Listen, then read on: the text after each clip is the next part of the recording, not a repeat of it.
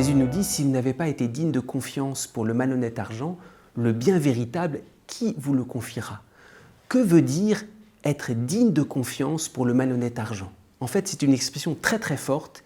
Être digne de confiance, ça veut dire être digne de foi. Et dans l'Écriture, celui qui est digne de foi, celui qui est fidèle, c'est Dieu lui-même. Être fidèle pour le malhonnête argent, c'est être habité par un attribut divin, celui de la fidélité même de Dieu. Alors, qu'est-ce que cela veut dire? Être fidèle dans la gestion du malhonnête argent, c'est pas seulement de bien gérer l'argent, alors parce qu'on est des bons gestionnaires, Dieu va nous donner des plus grandes choses. C'est pas ça que ça veut dire. D'ailleurs, il y a une parabole que Jésus nous donne qui va dans un tout autre sens. Cette parabole, elle prend l'exemple justement d'un mauvais gestionnaire. Mais curieusement, cet homme a gardé une certaine fidélité. C'est quoi?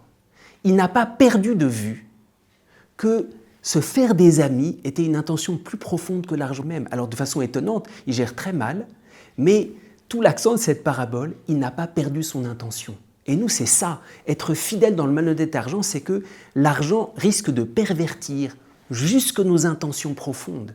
On est prêt à vendre nos amis, il y a certains qui sont prêts à vendre leur famille, à faire n'importe quoi pour gagner l'argent. L'argent va très très très loin. Être fidèle pour le malhonnête argent, c'est comme si Jésus nous avertissait. Il faut être habité par la fidélité même de Dieu. C'est pour ça qu'à travers l'argent, il y a comme une mise à l'épreuve qui doit nous éclairer nous-mêmes.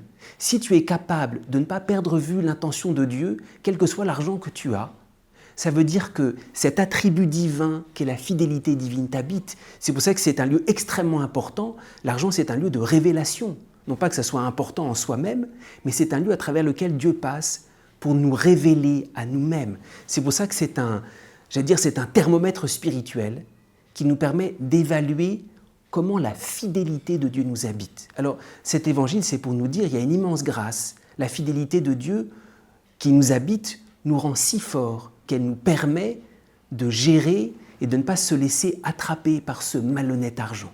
Il faut demander cette grâce d'être habité par la fidélité divine qui est plus fort que tout.